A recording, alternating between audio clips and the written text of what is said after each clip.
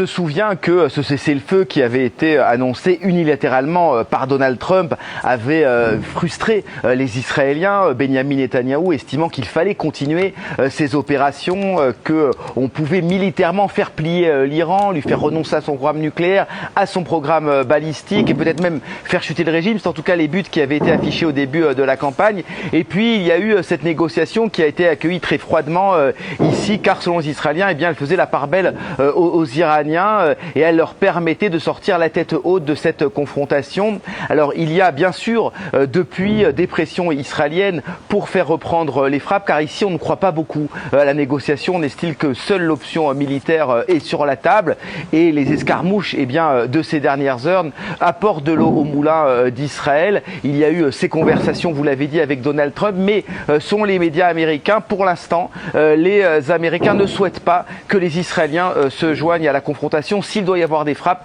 les Américains veulent les effectuer tout seuls. Par ailleurs, Stéphane, le renseignement israélien l'affirme, l'Iran cherche à tuer Donald Trump.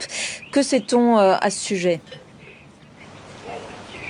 Alors oui, effectivement, c'est une information qui a été révélée par les renseignements israéliens, qui a été communiquée au président américain. Cela fait écho, bien sûr, aux banderoles que l'on a vues lors des obsèques d'Ali Khamenei un petit peu partout à travers l'Iran. Ces banderoles qui proclamaient en anglais « Nous te tuerons, Donald Trump ».